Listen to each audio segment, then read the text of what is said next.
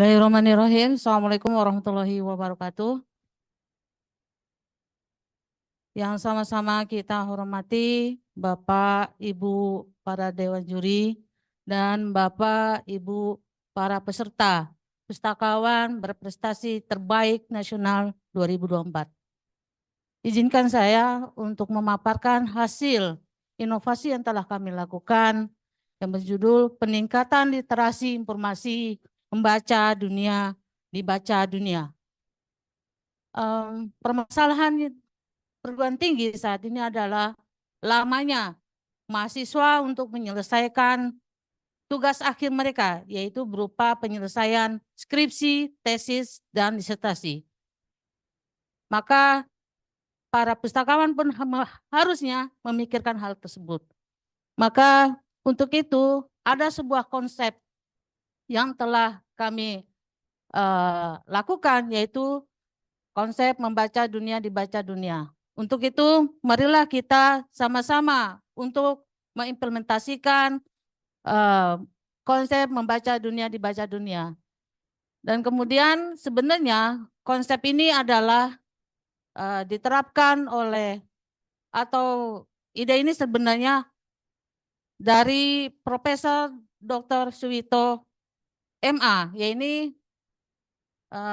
beliau adalah seorang pakar ilmu pendidikan yang sangat konsen memikirkan bagaimana untuk menyelesaikan atau membuat solusi agar mahasiswanya dapat menyelesaikan tugas akhirnya dengan baik.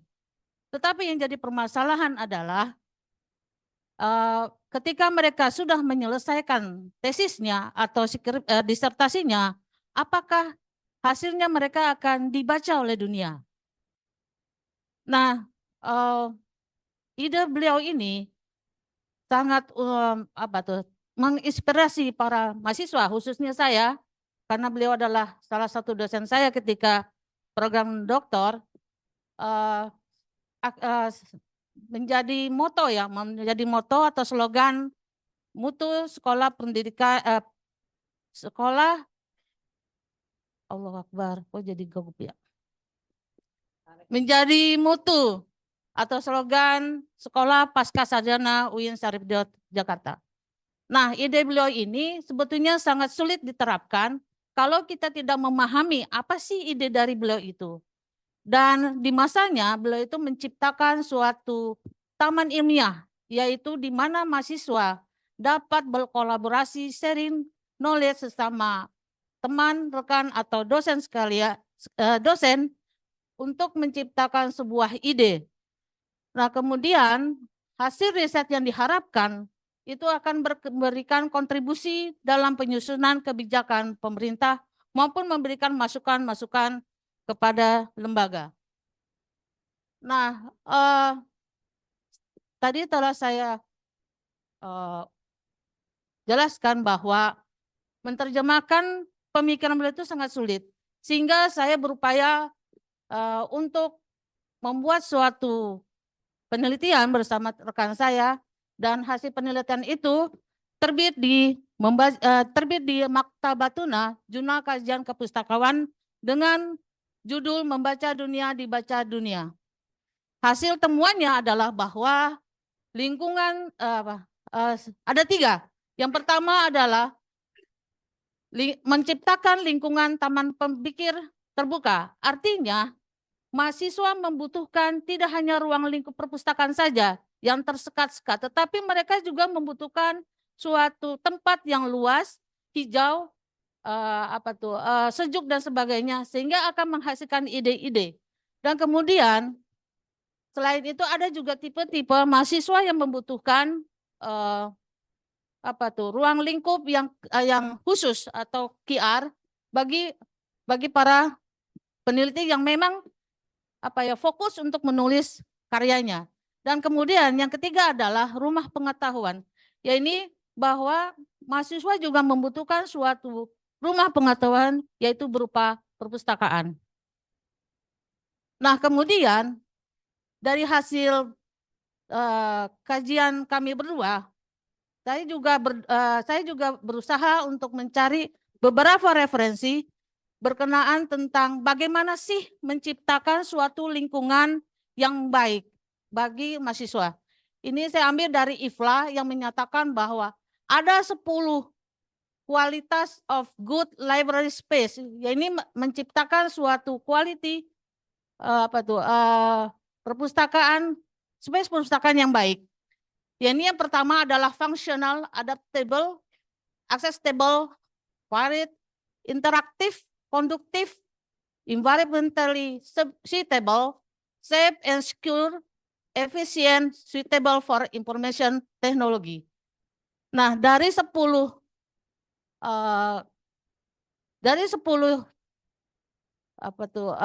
space ini, good library space ini, maka saya berusaha untuk menciptakan suatu perpustakaan yang kebetulan saya kelola, yaitu perpustakaan Fakultas Kedokteran. Di mana waktu itu setelah saya tamat dari SPS, saya langsung ditempatkan di Fakultas Kedokteran. Nah, saya berpikir, budaya dari mahasiswa Fakultas Kedokteran itu agak berbeda dengan budaya mahasiswa pada umumnya. Artinya di kami itu ada mahasiswa umum, fakultas umum, dan ada mahasiswa agama, fakultas agama. Jadi mereka memang agak berbeda. Nah, sementara setelah saya ditempatkan di sana itu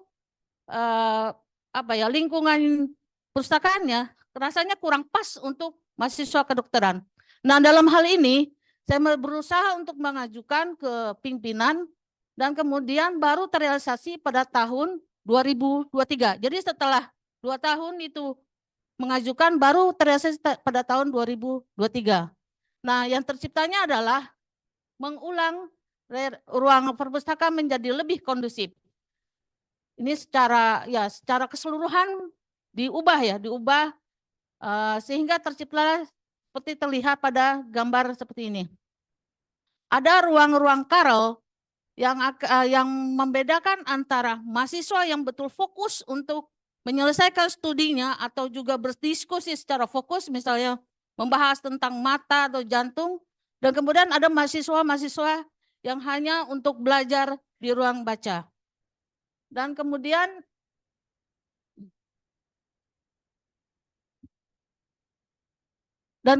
penterjemahan terhadap dunia membaca dunia dibaca dunia itu ada yang kedua adalah tentang memberikan pelatihan literasi informasi. Maksudnya saya akan menjelaskan bahwa dalam menerjemahkan membaca dunia dibaca dunia itu ada 2 konsep. Yang pertama adalah mengubah lingkungan baru bagi mahasiswa belajar menjadi suasana kondusif, dan kemudian yang kedua adalah memberikan pelatihan literasi informasi kepada mahasiswa. Nah, di sini saya mengutip dari UNESCO bahwa literasi informasi adalah memberdayakan masyarakat di semua lapisan masyarakat untuk mencari, mengevaluasi, menggunakan, menciptakan informasi secara efektif untuk mencapai tujuan pribadi, sosial, pendidikan, dan pekerjaan mereka. Nah, kemudian untuk menciptakan literasi informasi tersebut, apa yang harus dilakukan oleh pustakawan? Yang pertama adalah memberikan suatu pelatihan, bagaimana sih cara untuk mengutip, dan kemudian bagaimana sih cara untuk menuliskan daftar pustaka di karya mereka. Nah, ini yang kadang-kadang yang kadang-kadang terlewat oleh mereka, sehingga karya mereka kadang-kadang kalau kita cek ya, itu kurang, ada beberapa citasi yang belum tertulis di dalam daftar pustaka. Nah, ini kita berusaha untuk menerapkan atau memberikan pelatihan berupa pelatihan reference manager dengan menggunakan Mendeley atau Zotero. Dan kemudian kita juga memberikan pelatihan berupa how to access a journal. Ya, ini untuk memperkuat karya mereka dengan koleksi-koleksi e-jurnal dan e-book yang telah kita langgan. Dan kemudian kita juga memberi pemahaman bahwa perlunya repository, ya ini untuk mengumpulkan karya-karya hasil mereka, baik itu dosen maupun mahasiswa, untuk di-input di dalam repository. Dan alhamdulillahnya repository kita itu open access. Hal ini yang membuat UIN menyebarkan penelitian baik kepada masyarakat luas, baik itu penelitian bersifat agama maupun bersifat umum. Nah, itu Bapak Ibu bisa mengaksesnya di repository.uinjkt.ac.id. Dan kemudian saya juga melakukan konsultasi untuk penyelesaian skripsi mahasiswa. Nah, ini alhamdulillahnya terjadi peningkatan lulusnya tepat waktu terlihat dari data yang mereka berikan kepada kita dalam bebas pustaka. Nah, itu akan terlihat tahun berapa dan sebagainya, akan terlihat rankingnya. Oh, ternyata misalnya tahun 2024 lulusan dari mahasiswa 2020 itu lulus tepat waktu.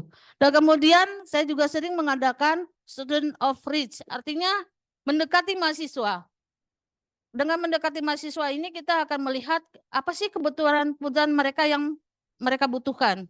Dan juga kita juga sering mengadakan sharing knowledge. Dan kemudian ini dari berbagai hal tersebut ternyata memang yang dibutuhkan mahasiswa adalah akses, layanan akses.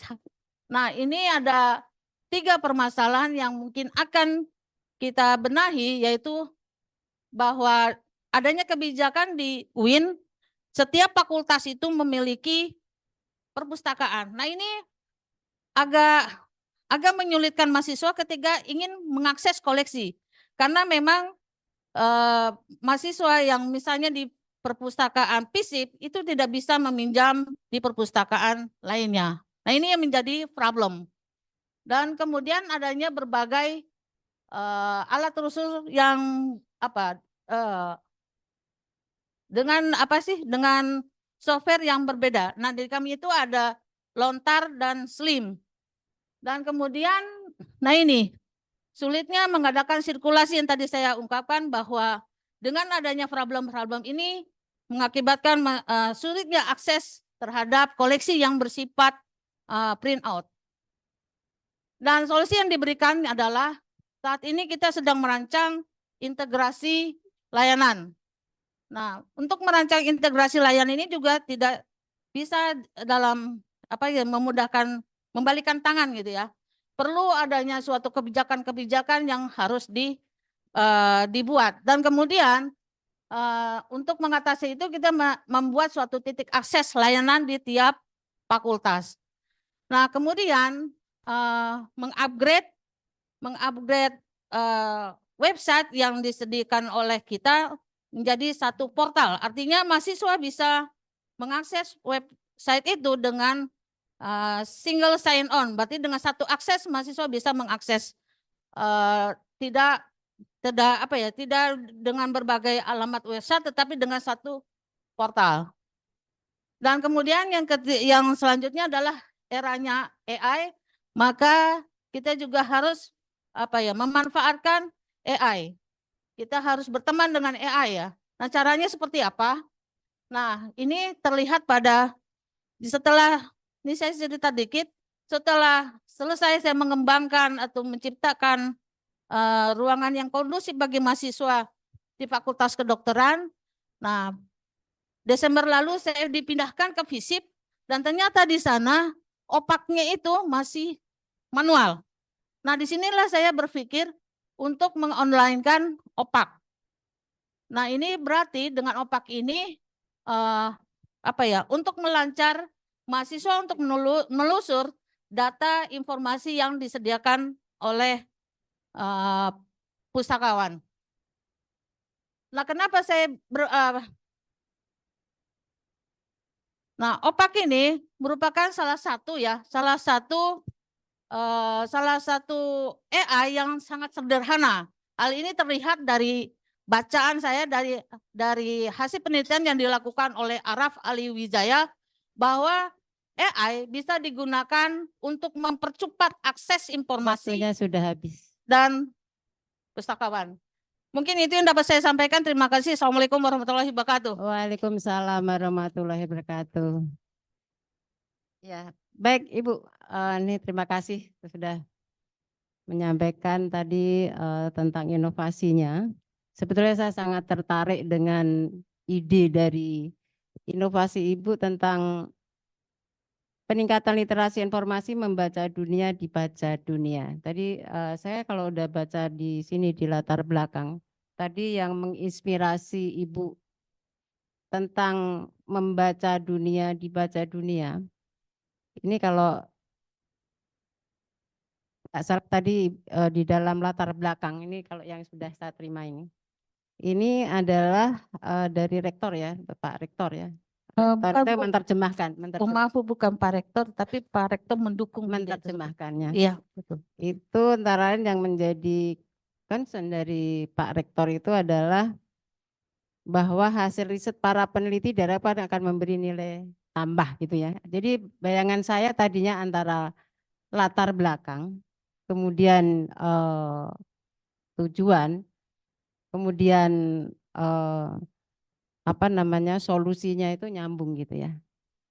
Nah, sebetulnya idenya bagus. Jadi sebetulnya antara pemanfaatan riset ya, pemanfaatan riset itu supaya lebih meningkat. Tapi kemudian banyak sekali hal-hal yang disampaikan oleh Ibu tentang apa namanya bagaimana mempercepat penyelesaian skripsi oleh mahasiswa ya. Nah, tadi ada beberapa solusi yang ditawarkan. Jadi antara apa namanya judul inovasi tentang membaca dunia, dibaca dunia. Ini yang saya mungkin perlu penjelasan dari Ibu. Ini sebetulnya apa namanya penjelasannya bagaimana ini sebetulnya. Kemudian dari inovasi ini sebetulnya target utamanya apa? Sasaran utamanya apa? Jadi hubungan antara inovasi ini dengan target itu apa? Karena nih, di sini kan tadi sudah banyak disampaikan tentang literasi, tentang apalagi tadi space ya, space mahasiswa bagaimana mereka bisa bertukar atau diskusi ya. Bayangan saya tadinya antara peneliti ya hasil risetnya nih, kemudian dengan mahasiswa itu ada kolaborasi nih nanti dengan pustakawannya barangkali untuk mempertemukan mereka pemanfaatan hasil riset para peneliti ini bisa dimanfaatkan gitu kan. Ini yang ingin saya ketahui. Nah mungkin yang pertama mohon bisa dijelaskan terlebih dahulu latar belakang filosofi membaca dunia, dibaca dunia yang katanya dengan sasaran atau target Ibu inovasi Ibu tadi. Silakan. Terima kasih Bu Titi. Tadi saya dedek banget ya. Gini, sebetulnya kan kita perpustakaan yang baik adalah menciptakan, mendorong, membantu penggunanya, baik itu dosen, mahasiswa itu menciptakan suatu karya yang terbaik. Dan kemudian investasi perpustakaan adalah menciptakan suatu karya yang baik. Nah, dari situ saya berpikirnya mengingat kepada konsep dari Pak Suwito bahwa membaca dunia, dibaca dunia. Artinya ketika kita menciptakan suatu karya yang baik, berarti kan membaca hasil-hasil karya yang hasil-hasil koleksi yang disediakan oleh perpustakaan. Dan kemudian dibaca dunia, berarti hasil karya kita itu akan dibaca oleh masyarakat luas.